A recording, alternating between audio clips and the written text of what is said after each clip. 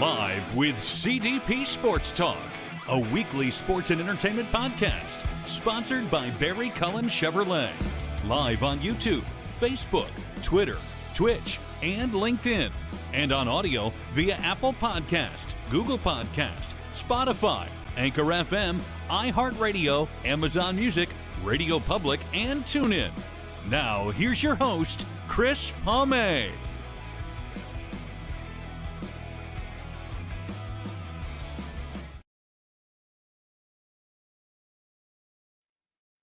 Good evening, everybody. Welcome to Season 6, Episode 54, overall Episodes 329 of Live with CDP Sports Talk, sponsored by Barry Cullen Chevrolet Dealership at 905 Woodlawn Road West in the Guelph Auto Mall. Check out barrycullen.com for the newest selection of new and pre-owned GM vehicles, or give them a call, 519-824-0210, or email them at info@barrycullen.com as well. Live with CDP Sports Talk is on weeknights from 8 p.m. to 9 p.m. Eastern on radio station WQEE 99.1 FM in Metro Atlanta, the home of Southern Talk in sports. And just want to say good evening to everybody here on this Wednesday, November 1st, 2023. Hard to believe, and I'm looking forward to my guest tonight. This is his second appearance on my show, and he is a longtime radio play-by-play voice of the world champion Buffalo Bandits 5 times. His name is John Gurtler, and we're going to talk about the Buffalo Bandits' 5th title last year and preview the 23-24 Bandits team, which will be starting up in about 38 days, and it's exciting times right now in Bandit land. Good evening, John. How you doing? Hi, Chris. Thanks for having me on. Well, thank you for coming on. And hey, I want to say congratulations on getting to call your second NLL championship. And how sweet is that after the first one was 2008 and last year that was just a tremendous run by this Bandits team. Oh, an amazing playoff run by this club, the Buffalo Bandits, for the 22-23 season, finishing perfect 4-0 at home, and the run that they had in the playoffs, and most notably the 13-4 victory over Colorado for game number 3 is just perfect icing on the cake because it was a perfect game. Absolutely, 13-4. And what made this team last year? Obviously, they won the championship, but what did you notice about this team last year, but then the one in 2022 that just fell short to Colorado? I think they all came to training camp this time last year with their tails between their legs and really didn't understand just how hard it is to win a championship in the National Lacrosse League. I think internally they were still searching for answers on why they lost at that particular moment against Colorado. And it took them some time to really banter back and forth as a team, not a kumbaya session, but just talk amongst each other as a team in order to understand some frustrations, what they need to do in order to play even better than what they played during that particular championship run. And it took some time. And I think over the course of, a slap in the face was losing to Albany in game number 1 last year, back in December. And then for them to really pull up the straps and say, okay, we've got to do something here. And they started to do it, and unfortunately ran into a lot of injuries, ran into some tumultuous games with the competition being so tight in the National Lacrosse League that, they were pulling out games, 1-goal games left and right. And certainly many of the games, 11 that I counted last year, that they had to come from behind and win. So to culminate just a great playoff run by the Bandits in 22-23, and to hit the spring, especially the way they did, going 5-1 overall, it was just a spectacular display of everything just combining together at the perfect time. Everybody was getting healthy, and I think they really coordinated their play as an entire team. And that's what gave them the championship. And, the perfect, and I say that, and I'll underline it again, the perfect game that they played, game number 3, June 3rd in Buffalo, to defeat Colorado to win the championship, their 5th overall of the franchise history, was just perfect. Never seen a game like that played so perfectly, from goaltending, defense to offense to penalty kill to power play, whatever. and most notably, the 18,000 plus fans that were at KeyBank Center that night to cheer on the Bandits and continually cheer on, not only at the end of the game, but all the way through the summer, the great celebrations that they had on June 15th and all the way through the summer. It was just fabulous. What a great year. How much does this championship mean, not just to the Bandits organization or Bandit land, but to the city of Buffalo and the Western New York area? Oh, Chris, it means so much. I mean, we are on the tip of not only the Bandits dominating and building yet another dynasty in the National Lacrosse League, but you have the Buffalo Sabres that are coming on strong, playing very exciting hockey, and a great opportunity for them to qualify for a playoff position, of which they haven't done in quite some time. And the Buffalo Bills, I mean, just grabbing as much as they can and enthusiasm and play, and certainly still eyeballing the effect of going to the Super Bowl. So, I mean, it was a great kickstart for the summer of 23 for the Bandits to win the championship. A lot of enthusiasm, obviously, for the Buffalo Bills, and similar in factor for the Buffalo Sabres. So everybody holding their hands together because we are one organization. And, certainly it creates so much enthusiasm, not only from the outside, but for the inside too. Overall, was this John Tavares' best coaching job? And obviously, how special is this for John having his first title as a head coach? Oh, spectacular. Yeah. I had mentioned last month in a note that what a calendar year it has been for John Tavares. One, back in October, and I made this remark when it was the team golfing outing that we had back in October, that I said, what a wonderful calendar year you've had, John. The fact that the highest call to order in sport for the Canadian Sports Hall of Fame, to have John Tavares named to that is just, it's a call to order. It's the highest honor you can grab in the Sports Hall of Fame. That happened in October in Toronto. And then for John to win the National Lacrosse League Championship in June, and then go on in the summertime to be the head coach of the Six Nations Chiefs and win the Mann Cup in September. What a calendar year for this guy. And all the credentials that he has already, it's sustained as the player, is just amazing. And now building his repertoire as a coach is truly amazing. He's a total innovator, and certainly the players they can't wait to learn more on some of his ideas that he has in coaching. Thoughts on Steve Dietrich as well as the general manager of this team? Dietrich, sorry. Yeah. Thoughts on him? A master of the game, totally dedicates himself 365 days of the year, 7 days a week, total lacrosse man. He would, and I joke with him a lot, saying, you would be my general manager in hockey and or football, because he loves this game so much and delves into the talent that he continually looks at and cultures from the standpoint of saying, could they play in the National Lacrosse League? I mean, there are a lot of players that are starting to generate, not only obviously in Canada, but also in the U.S. And he takes a look at every possible player, goes to as many games as he can, obviously during the summertime and his responsibilities. And then certainly throughout the year, not only is he the defensive coordinator for the Bandits, but he's the general manager, and he's looking at all of the guys and trying to figure out the rotation of the roster, how these guys are playing, who needs to play more, who needs to play less. I mean, so much that goes into being a general manager. Just the knowledge of the game is unbelievable. I would rate him right up there with anyone in the NLL right now in the general manager position, and certainly one of the reasons why he's won over 3 GM of the year titles. And it looks like this team, the core, is going to be together for a while. John, I wanted to ask you about this too. I know there was talk about Matt Vince. Maybe this was the great way to end his career. But are you kind of surprised he came back for 2 more years, or are you kind of knew that? No. Okay. No, I'm not surprised at all. I mean, he's a physical specimen, number one. He's an ageless type of athlete that certainly still has the flexibility, and certainly with his stature that he has of being a goaltender. His reaction time is perfect, just like it was way back when.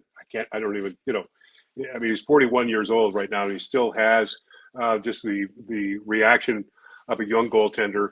And I certainly think a shrewd move that Steve Dietrich made to trade for Steve Orleman to come in as a backup. And they've got 2 good starters that can play in any game, and that's Devlin Shanahan and certainly Steve Orleman.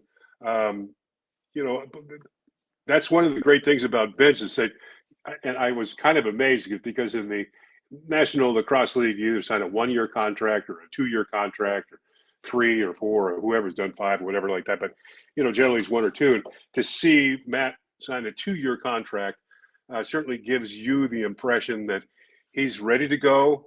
He's the guy that's just a physical specimen, always in shape, has an incredible workout program, and his reflexes are still quality number 1.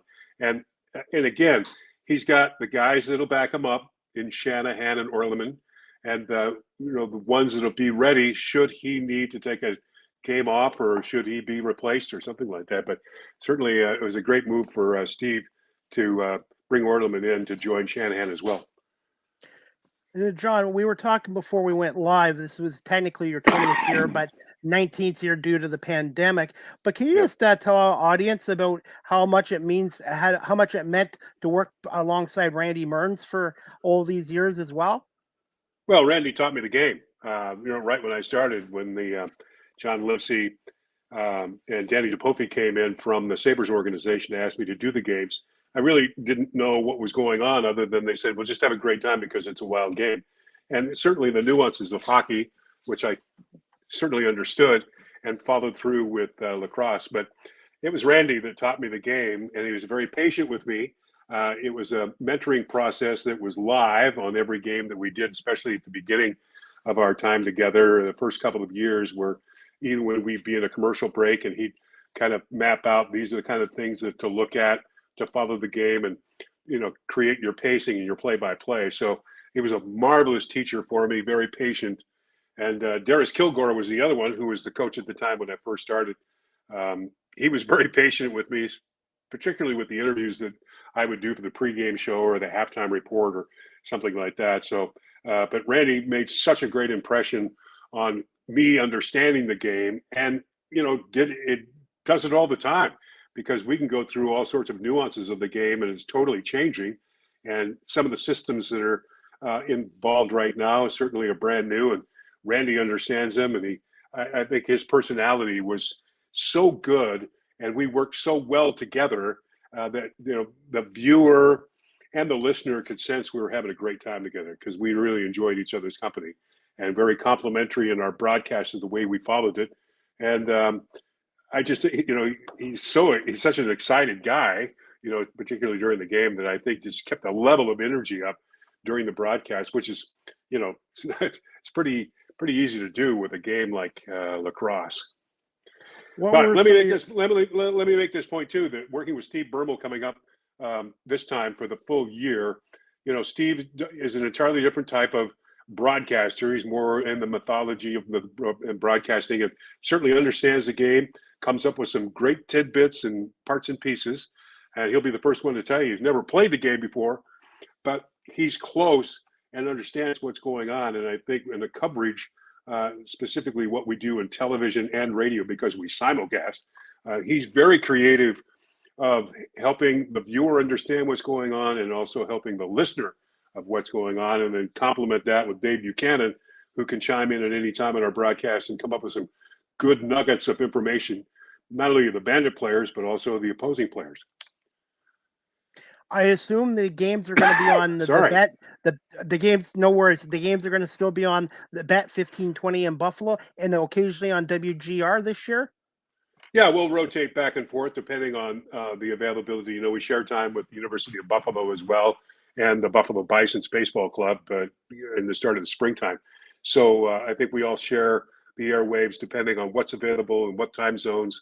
And we certainly, with the 50,000 watt 1520 the Bet, it's great because we're heard in 13 states, and certainly the online carriage now is very good. But to be on the mothership of WGR Sports Radio 550 is also a lot of fun as well, because that's a solid following of not only the Sabres, but the Bills, and to have them carry the Bandits at particular times, especially during the playoffs, means so much. Absolutely. I want to do a special shout out to one of my viewers tonight who's watching, Pat Gregor. He's one of the guys from TSN and the Halifax Thunderbirds. He's one of the guys I met 4 years ago on a bus trip, and he's the one that kind of helped me get into lacrosse along with you, John. And I'm so Yeah. grateful because I actually enjoyed the lacrosse more than I did the NHL last year, being honest with you.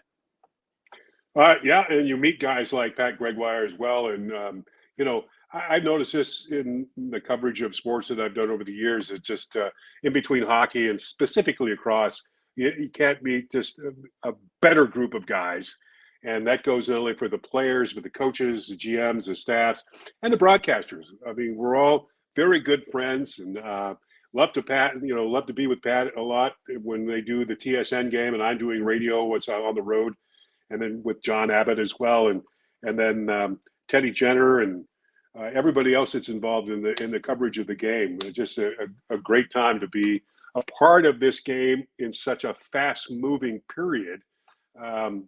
It's good, and we've got such a great, talented staff in and throughout the 15 teams.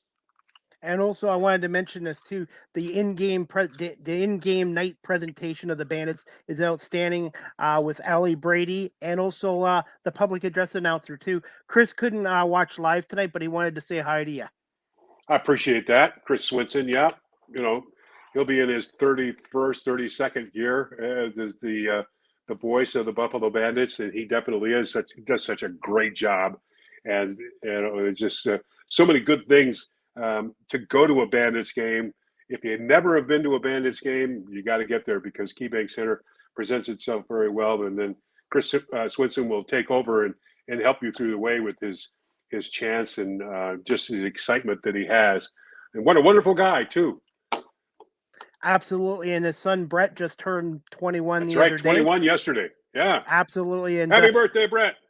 Yeah, he's a really good guy too, and I see so many similarities to the Bandits with the CFL's Toronto Argonauts, because the Argonauts, they've let me do media work for them, and they're like a family. And to me, I see so many similarities between the Argos and Bandits, different sports, but just the way they treat their players, their organization, their fans, and the media staff as well. Yeah, and it goes through all the NLL clubs, but the Buffalo Bandits. Being one of the oldest clubs in the NLL, they've done a great job, and they do a great job every year taking care of not only their players, but the staff. And the way they do things is first class all the way, depending on what's available and to the help anything inside the building and travel and whatnot like that. And Dan Ristine, and along with Scott Loeffler, who's the director of lacrosse operations, I mean, they just do a magnificent job of coordinating all the travel, and then coordinating all the guys to get into town, and then doing everything from hotels to food to everything A to Z is just phenomenal what they do, and it is a wonderful family. I can truly say that being a part of the Buffalo Bandits organization has been a wonderful family experience, and it continues to be year after year. Yeah, one thing I'm learning is when you do media, you have to be neutral, and sometimes it's hard because you're a fan of the team. But that's one thing I've learned, and I'm hoping that, like I said, this year I can do some games as media, but also come as fan, because it's a lot of fun. They being at the KeyBank Center, Bandit Land, it's just a lot of fun, and I recommend it to anyone out there that has never been to a lacrosse game yet or a Buffalo Bandits game. Try it out. Sure. Bandit Land, or up the QEW over into Hamilton to the First Ontario Center. They're going to play their home games again there this year, and or wherever you might live, even down in Georgia. What a great place it is down there for indoor lacrosse. I'm actually going to try to do a game in Rochester and maybe even Albany. I'd like to try to do a few road games as well, just to experience the other NLL cities as well. Yeah. Go for it, Chris. Absolutely, John. This other question I was going to ask you as well, John, in terms of all-time great Bandit teams, you've been around the team for going on 20 years now. Where do you rank this 2023 championship team? Gosh, if you had asked me that 5 years ago, I would have probably said the 2015-16 club. They just keep getting better and better. being a part of Bandit Land, I think the 2008 club, when they won the championship back then, an entirely different game, entirely different club, but certainly it was a real tight-knit group of guys that developed themselves through, again, the frustrations when I first started in 2004, finishing 8-8 on the season, and then we made it to the finals, unfortunately losing, and then 2006 losing to Colorado, and then 2008 winning against Portland. It was just a group of guys that had gone through a similar experience of what these guys have gone through with just the trials and tribulations of losing the way they did in the finals. I mean, Saskatchewan, and then Calgary, and then Colorado, and then finally turning the tables, of which they did this year. So I put that together, and I would say this current team of 2022-23, certainly one of the finest clubs from a talent perspective. I don't think there's any other club that's got just such great talent from the top to bottom, from Dane Smith all the way down through the roster. And as for the fan base, I think Buffalo and Toronto probably have two of the best fan bases. I think Buffalo's tops. Oh yeah. But Toronto does a great job too. New York is growing. Philadelphia is doing a great job. I mean, this league, in the terms of the National Lacrosse League, the way it's growing by leaps and bounds, and being a 15-team league now, certainly with the way it's planted from Nova Scotia all the way to San Diego, it's got a wonderful footprint, and the crowd's different in every way, shape, or form. But certainly Buffalo, being one of the traditional lacrosse markets for a long, long time, and being a Buffalo Bandit fan and being a community member of Bandit Land, is certainly number one. But every team does such a wonderful job and has such a wonderful crowd and a fan base that it just continues to grow. I'm going to put you on the spot with this question, John. Do you see expansion happening in the next 2 to 3 years for the National Lacrosse League, or do you think they'll keep it at 15 teams for a while? I think the clubs, or the league, would like to even it out a little bit to get to 16, 17, or 18. But I have no problems with coming up to 16. They made a shrewd move over the course of the off season by taking the East and West divisions out and making it one league now, all 15 teams. And the beginning of saying, okay, every club is going to play each other at least once. Buffalo plays Albany twice, Rochester twice, Toronto twice, and then the rest we get to go around the loop and certainly play. We've never played Panther City Lacrosse team, and they've been around for a couple of years. Never played Las Vegas, so we'll have to do that this year. We get to go to play Panther City in Texas, and then go to Las Vegas, and we go to Vancouver. We play Saskatchewan, and then Colorado, twice, which is going to be, obviously, they've designed it from a standpoint of rivalry, so why not? And then the other teams are all together. So, yeah, it's going to be a good schedule this year. Has the playoff format changed? Are you okay? Yeah. Okay, I always carry water with me when I'm on because I talk a lot. But I was going to say, is the playoffs format still going to be same, or are they going to do some tweaks to it? Or they haven't announced it yet? Yeah, the top 8 teams will qualify for the playoffs, so it's no longer a split between East and West, and 4 teams that qualify for the East and 3 teams for the West, and then that floating club. No, it'll be the top 8 will finish in the standings, and then 1 plays 8.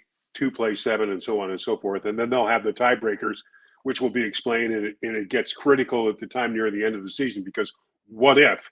And then, to have the top seeded clubs and with the records. And so the tiebreakers will be totally explained. And that's something to follow as the season progresses and how the tiebreakers will work. But yes, in the new playoff format, the top 8 clubs of the 15-team league, all playing together, will qualify for the playoffs, and then they'll start with 1 playing 8, 2 versus 7, and so on and so forth. So should be pretty exciting there. So you could play 2 Eastern clubs, starting right at the beginning, and then you could play 2 Eastern clubs all the way to the finals. Do you see them expanding it and possibly from like 8 teams to maybe 10 teams in the future? Or do you think they'll keep it at 8 teams for now, like the old NHL format? Oh, they'll keep it at 18 for the time. Yeah, for the time being. Yeah, it's not going to expand any. I don't see that, but it's certainly an interesting question. But I would think just from the standpoint of the league, if they do get another franchise to make it 16, and then say, okay, the top 8 make it, and that's it. Stay right there. I think that used to be the knock on the the hockey league during the time there was 18, 21 clubs, and then the 16 make it or whatever it is right now. I just like the lacrosse league setup, and when you get in that opening round, it's win or go home. That's what makes it so special. It's like one bad game and you're done in that first round. Right. And I think the round of 3 is going well for the second round of the round of 3. The 3-game series in the second round of the 3-game series in the final round. I do like the way they compressed it this year. You might notice that when the playoffs started, they got right to it. And then it all depends on the schedules of each venue would be available when the teams do make the playoffs and they submit their dates that they would like to have, pending on the other teams that are either in the playoffs of the NBA or the NHL or shows that are coming in, but not to spread it out so much like they did 2 years ago. It was way too long, where now that they shortened it up, where in the second round, you play one day and then maybe jump a day and then go to a next game. And so they're going to do that. I think that really worked out well this past season, particularly the finals. Bandits played Colorado Monday on Memorial Day, and then they were right back to Buffalo that Saturday. So it was very compressed. Speaking of that, the Bandits are going to have an open practice on Saturday, November 11th at the KeyBank Center for the fans from 10 a.m. to 12 p.m. and then I guess autograph session as well. Unfortunately, I won't be there. I'll be in Toronto covering the Argos Eastern Final to go to the Grey Cup possibly. So that's another thing that'll be great for the fans to come out for that as well. Big tradition. It always has been. The open house has been from day one. Since the beginning of the organization in 1992. The open house is a tradition, and it's great for the members of Bandit Land to come in and be a part and get the autographs. Absolutely. Now, with the National Lacrosse League, I should have asked you this the last time I saw you in person, John. Is there preseason games? Like, do they have 1 or 2 preseason games before the regular season start? Yeah, the Bandits have 3 preseason games scheduled. The first day of training camp will be on the 4th and 5th. That Sunday morning will be against Las Vegas at KeyBank Center. Those games are closed to the public, so they're preseason games, totally official. And then they'll have a preseason game. Let's see, it'll be coming up November 12th, so the day after the open practice. And November 12th, they'll do a preseason game against Rochester in Buffalo. And then they play at the ILA on November 25th against Atlanta. So 3 preseason games. Are you guys broadcasting any of those games on the radio? No, we don't. Yeah, okay. No, they're just loaded with their regular running time and officiated by MLL officials, but we don't cover those during the preseason. Okay. If you're okay, John, for a few more questions, I Sure. wanted to ask you as well. In terms of all-time great Buffalo Bandits, you think of John Tavares, obviously. Where do you rank the great Dane Smith, who's from Kitchener, Ontario, up there? Well, he's right there with all the top boys. I mean, certainly the way he's developed as a Bandit from his draft days, and then he'll be right up there with the guys. Certainly a shoe-in for the Hall of Fame when, and if his career is over, when it is, because he can go for a long time. Started as a defenseman and then moved his way up with his incredible talent that he had. Just the speed and the athleticism of a guy like that is amazing.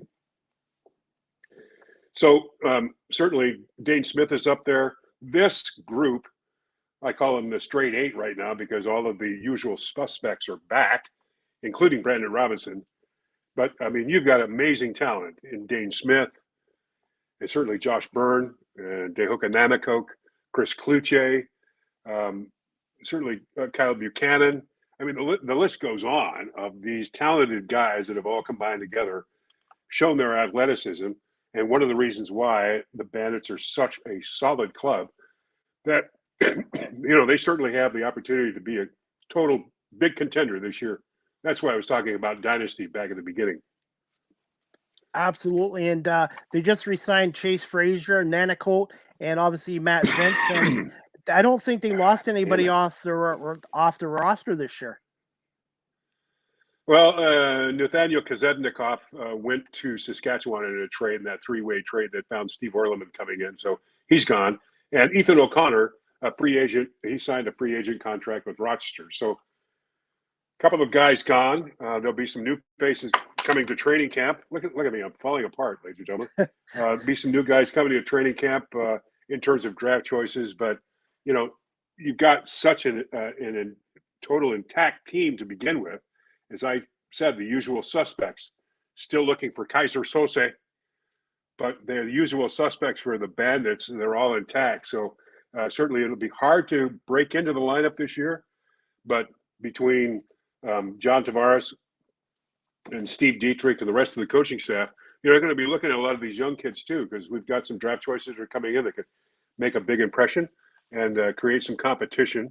I think Dietrich would like to see the younger guys that have been a part of the organization for at least a couple of years to get more minutes playing, so they get a little bit more time under their belt of really playing this great game of the NLL lacrosse, and then certainly nurture a lot of the draft choices along, because certainly be turning over. So you don't want to be caught shorthanded by not having the talent that's attuned to playing this game.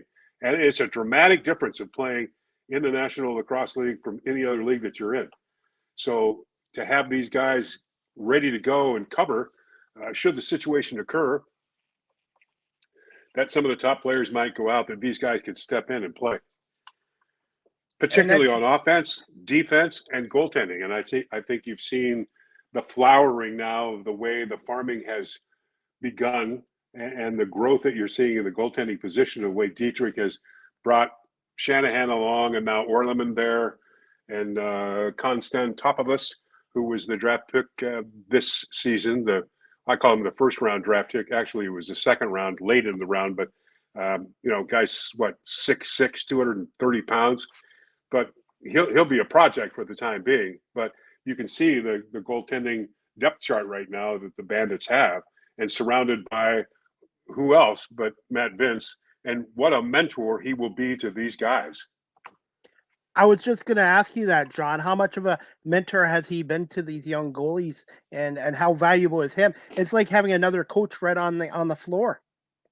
Oh yeah, and that's the way he calls the game out there as well. You can, if you're close to the game and can listen through some of the wildness that goes on in an NL game. I mean, the constant yelling by Matt Vince to make sure the defense knows where the positioning is, where the forwards are coming in their rotation. I mean, he's coaching out there for sure. But I think you've seen a growth in Devlin Shanahan as well, and the opportunity for the coaching staff to put him in situations of maybe getting a few minutes. I mean, I think he got tossed into a couple of 3 games this year, and during those games, in the minimal amount of minutes, he had to stop 2 penalty shots. So that's kind of a mark for Devlin Shanahan. And then Steve Orleman, we've seen what he could do with New York. So he's a quality starter. And it's important to have depth, because you never know with injuries as well. So it's important for the Bandits to make sure they have depth, the next man up mentality, in case something does happen during the season. Absolutely. And that's the depth that they'll start running goaltending, and the depth that they'll start to develop on defense. And then certainly with the quality of the forwards that they have out through the front door, they'll have to have those backups there ready to go. Absolutely. John, I have to reward my last question, because I completely forgot about them getting rid of the East and the West. But who are some teams that are going to compete with the Buffalo Bandits this year? And if there's a team that might surprise some people, possibly. Right up the road, obviously, with Toronto. Jamie Dawick, the president, owner, and general manager, has put together a hell of a roster, and certainly focused in on the fact that to beat Buffalo, because when these two teams get together, they play such wonderful lacrosse. And so you've got that club that's made some significant changes. Saskatchewan, I think, has made some changes to kind of push around what they could do. Mark Matthews going to Toronto will be a huge difference. but Saskatchewan is there. New leadership in Vancouver with Kirk Milosky. I mean, talk about a guy like Steve Dietrich. Milosky is just something else, man. He's probably one of the most creative lacrosse guys I have ever met, and a guy that'll spend some time with you teaching the game, just like Dietrich does with me. And then certainly San Diego. I mean, so many clubs have made some great changes, Colorado included.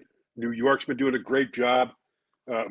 Georgia, the Georgia Swarm has been doing a great job. Philadelphia has made some wonderful moves. I mean, this league is going to be so competitive, and it's focused in on, it's okay, Bandits have won the championship, so the target is on everybody's back. And every club's going to come out looking for it to try to beat the champs. But more importantly, this is the style, the way the game is played, particularly in the NLL. I mean, you're going to see some wonderful competition in this league. And let me reiterate, depending on how many disciplines are in this game now, and certainly just this yesterday or a couple of days ago, elevate to 28 because of the game itself being a part of the Olympics in 2028.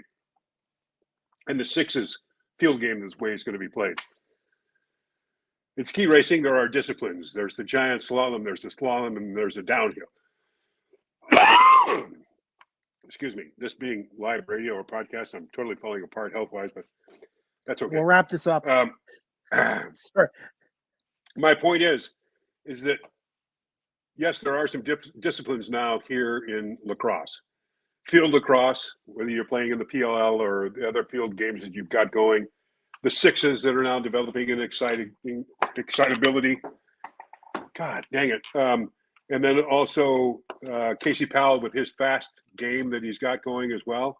And that there's no other game, discipline that I have seen that relates to the level of the National Lacrosse League, the way the game is played. This is, without a doubt, the NLL style of game is without a doubt the purest and the most exciting game to watch, because it's not only changing, all for the better, but it's so exciting as being a part of an arena environment and the nonstop action that it provides. There's no way any other game can compete in its discipline of the level of what the NLL provides. So, bear that in mind. Great that the Olympics is happening, that the sixes are coming along strong. Great that the field game is playing and what like that. But remember, the NLL is the purest game of lacrosse played. Absolutely. Thank you very much, ladies and gentlemen. Drive home safely. We'll wrap this up in a minute or two, John. But and it's getting more exposure, obviously, with TSN's Game of the Week, which I think is great, and also on ESPN. Oh man! Do you feel the league? Do you feel the league is heading in the right direction with exposure in the States and in Canada, obviously? I do, and it's going to get better. Each year it's getting better and better. Each year it's getting better with its production values and the way the game is being covered on television. Radio is radio, and it's still a wonderful game to call on radio. But for the elevation of what Joe Feld has done in the NLL to elevate the production values to the people that we have worked with over the course of the last couple of years, the level gets higher and higher almost every game. And we saw that during the playoffs as well. So, yes, just like the National Football League that came in the 60s and Pete Rozelle and changing so many things on the field and making it more appealing for the viewer. And certainly that's a continual challenge that the league has on the strong carrier of ESPN, depending on that relationship. TSN has been wonderful, and it'll continue to grow. And certainly the more exposure that the NLL game gets will be the best for the entire group of the teams that are playing.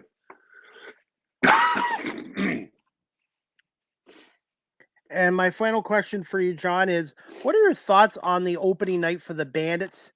Not that far away now, just over a month, and especially in their home opener, raising that fifth banner at the KeyBank Center on Saturday, December 16th at 7:30 p.m.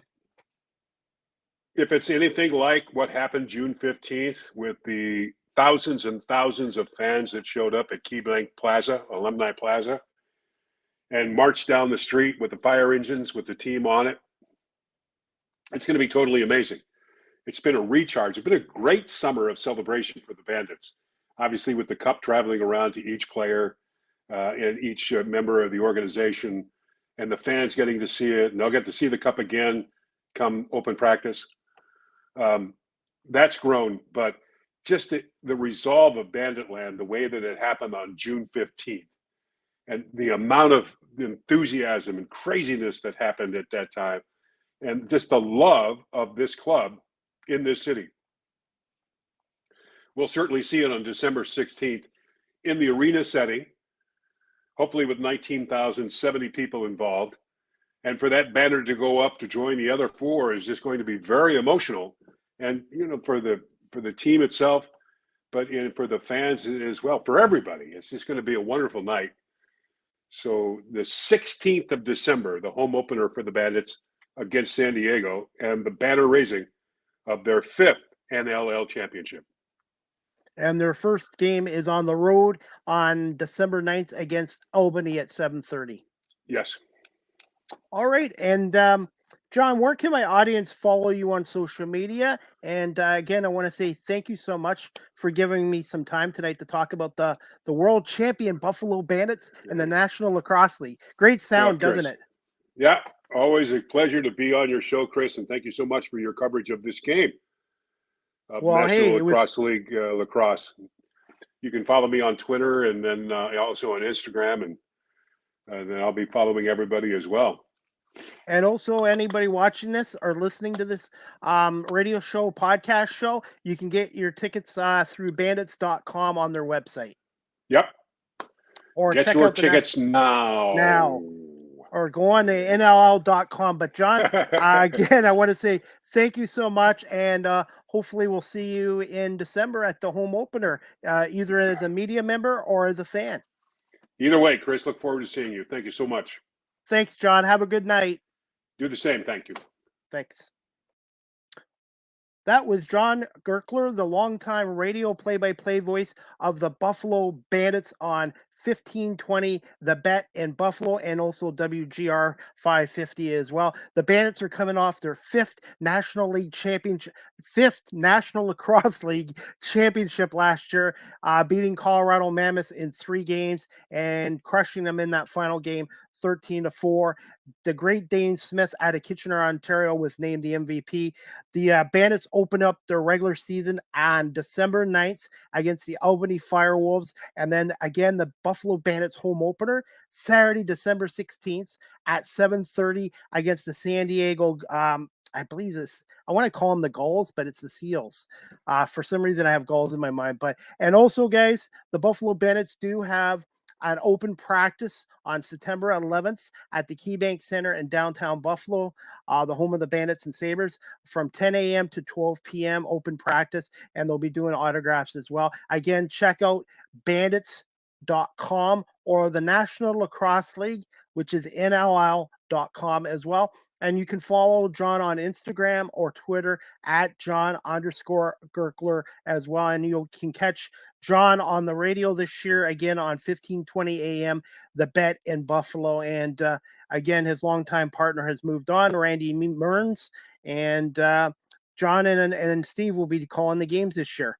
And I look forward to coming down there. It's a great environment. If you've never been to a National Lacrosse League game, go to a game at Toronto or in Hamilton at the First Ontario Center to see the Rock, or come down to the KeyBank Center in Buffalo and check out the Buffalo Bandits in Banditland as well. Before we wrap up this show, guys, I'm going to show you guys an interview I did with Crossbody Pro Wrestling former heavyweight champion Aiden Prince, who's a Windsor, Ontario native. I was covering pro wrestling, Crossbody Pro Wrestling in Cambridge last Friday night, and I want to air this interview with Aiden Prince. Here live at Crossbody Pro Wrestling at 132 North Argyle Street in Cambridge, and I have a special guest with me, Crossbody Pro Wrestling former heavyweight champion Aiden Prince. Aiden, thoughts on your match tonight against Mikey Jenkins? That Mikey Jenkins is a tough kid, man. Very tough kid. Mikey, I've watched since he was a referee here at Crossbody, so very special match for me. And he brought it, so I am very, very proud of Mikey. Very proud. So I feel pretty good.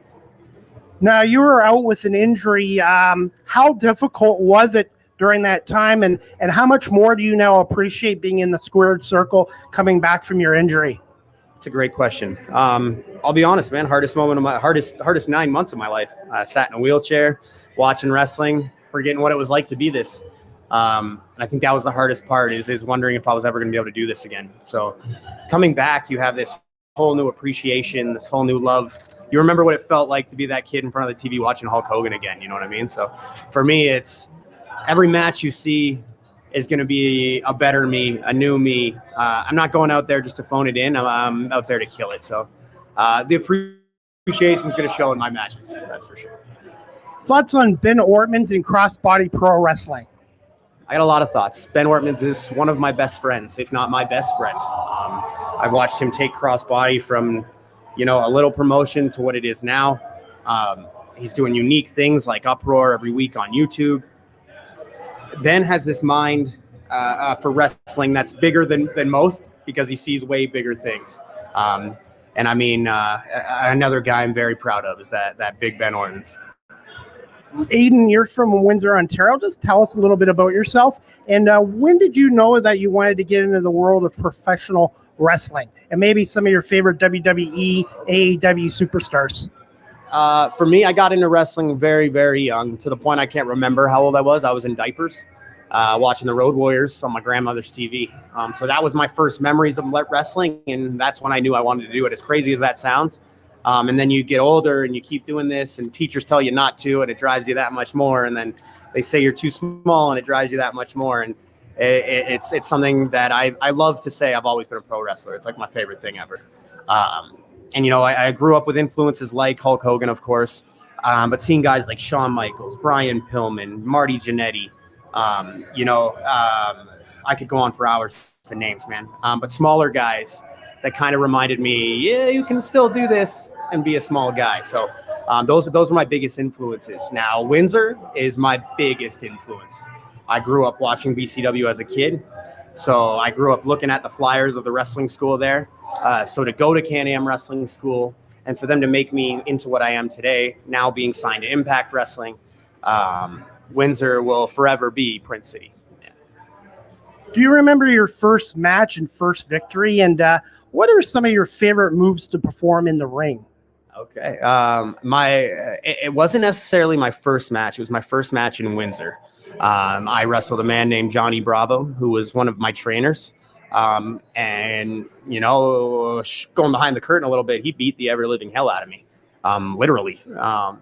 And then I lost the match in front of my hometown, and it was brutal. Fast forward about 6 months, we have this huge match. There's a big payoff. I finally beat, the evil trainer. My whole city was behind me. All my best friends, my family were there. It was insane. So those are probably my biggest moments. That on top of, I got to work with Pete Dunne in Windsor. I've been BCW Tag Team Champions twice now. I'm the current BCW Tag Team Champion. It's a very, very special place. And sky's the limit, man. I'm not done there for sure. How did you come up with your finishing move and the name for it? So my finisher is the 450 splash. When I was younger, I was a huge Too Cold Scorpio Flash Funk fan. Fast forward a little more, I was a huge Paul London fan, and his finisher was a 450 splash. And it wasn't just a 450 splash. It was a very pretty 450 splash. Now, I remember that sticking out to me to the point I was blessed with having a wrestling ring in my backyard when I was a kid. So it was a goal of mine to climb the top rope 1,000,000 times a day until I had that pretty 450, not just front flip and land, but a pretty one. And once I got good at it, no one's ever kicked out of it. It's worked 9 times out of 10. So it's the go-to move, and it works.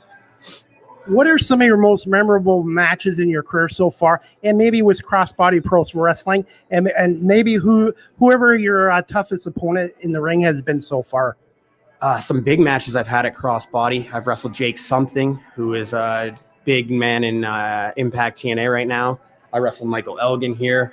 We went a good almost hour beating the hell out of each other.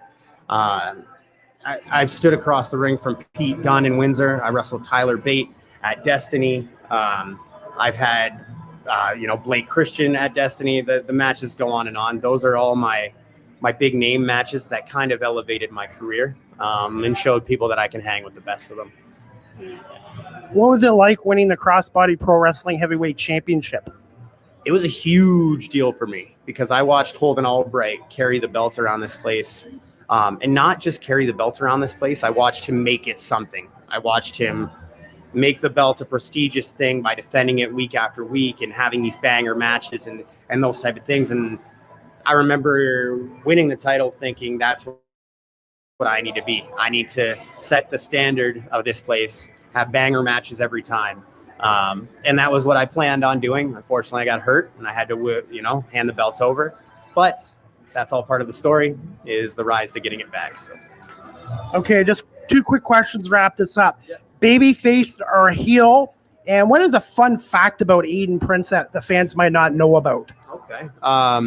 For me, see, I always loved being a babyface because I genuinely loved the cheers and having fun and those type of things. And then there was a story arc where I became a bit of a bad guy for a minute.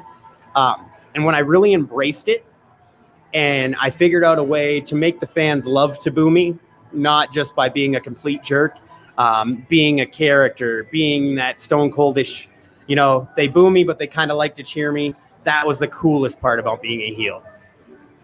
But I will say, coming back and getting the love that I have and the support and the respect, there's no feeling like it, man. So I got to say babyface. Yeah. And just a quick fun fact about you, and where can my audience follow you on social media and your next up-and-coming match? Okay. So first we'll start with upcoming match because that's tomorrow night at IWS in Montreal, taking on Benjamin Tull for their IWS championship. So that'll be a really big one. You can find me on everything Aiden Prince. You know where to find me. Just Google it, find it. I'm there. And a fun fact about me. Besides the fact that I have a beautiful daughter now. I thank you very much. I am a graphic designer and I also do social media for Impact Wrestling as well as wrestle on the show. So that's a cool fact that not everybody knows about me. That's amazing. But Aiden Prince, I want to say thank you so much for doing this interview and good luck in your match tomorrow night. And hopefully we'll see you in a few weeks back here at Crossbody Pro Wrestling here in Cambridge. Thank you. Long live Prince.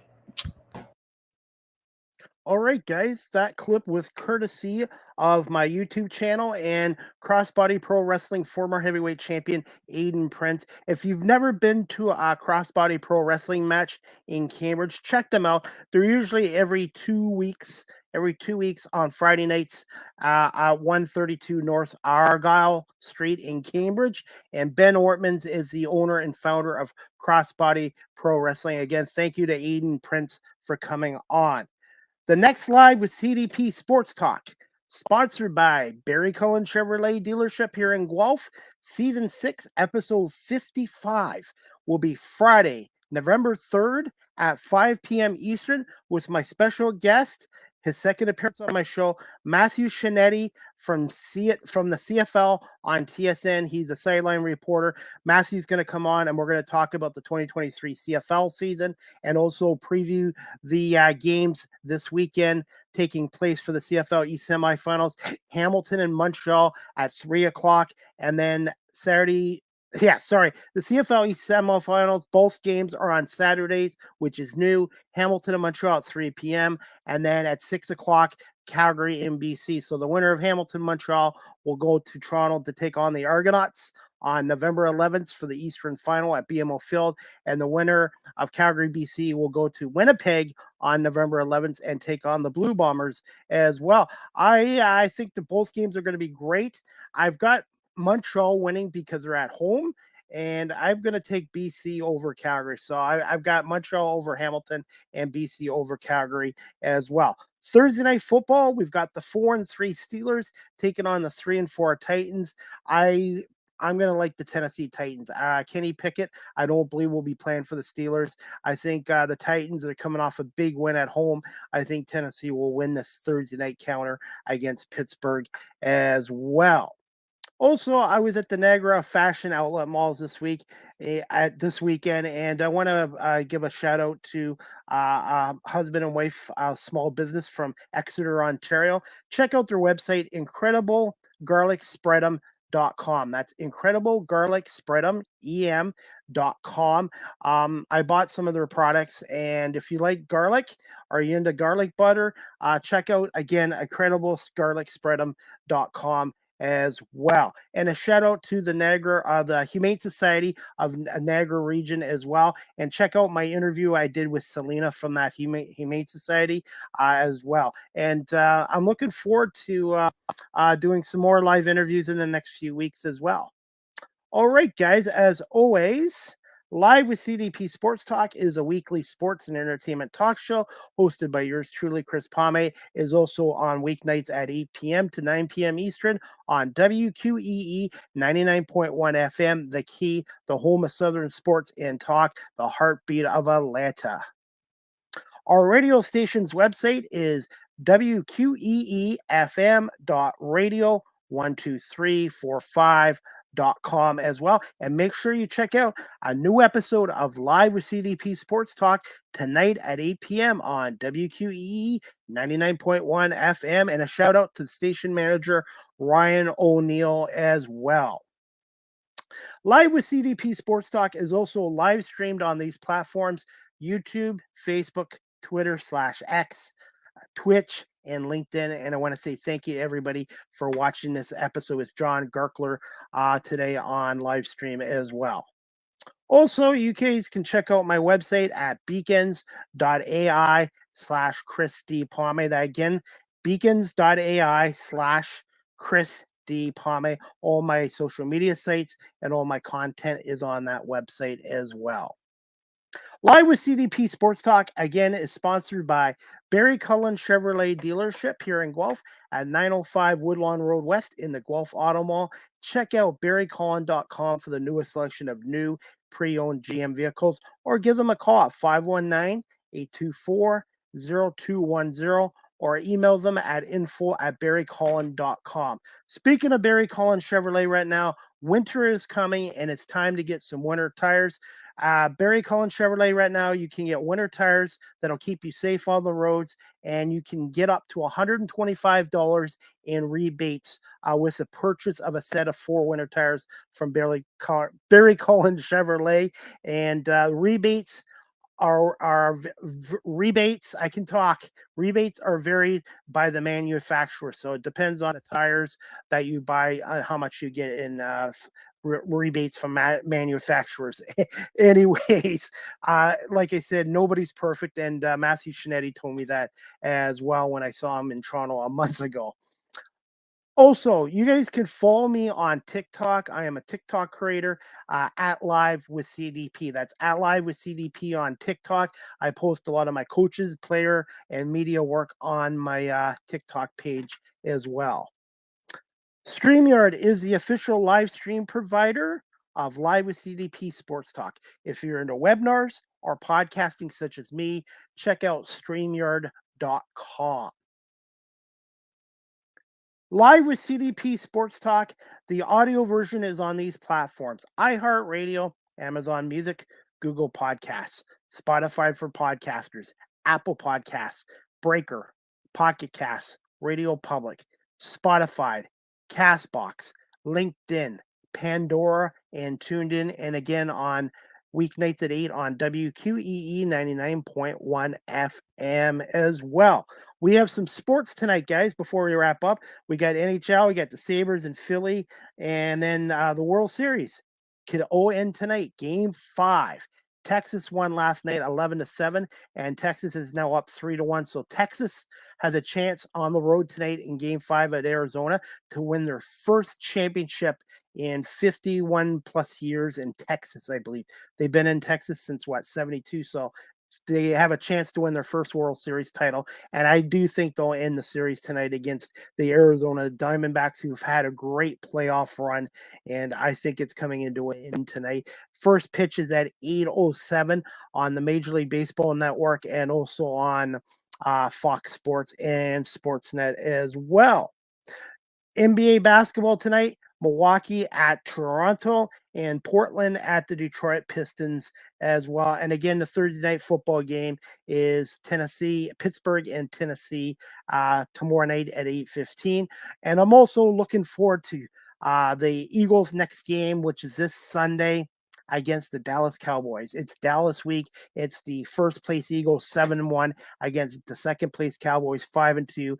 4:25 kickoff at Lincoln Financial Field. And guys, in case you missed my show the other night, I had Patrick Bernard from the Edge of Philly Sports on. So check out my episode with Patrick this past Monday night. And Patrick comes on and talks about the Phillies and their playoff run and their loss to the Diamondbacks in the National League Championship Series. And also Patrick comes on and talks about the Eagles Cowboys game this Sunday as well. So again, Patrick Bernard from Edge of Philly Sports, and follow him there as well. And also want to give a shout out to Shelly Murphy.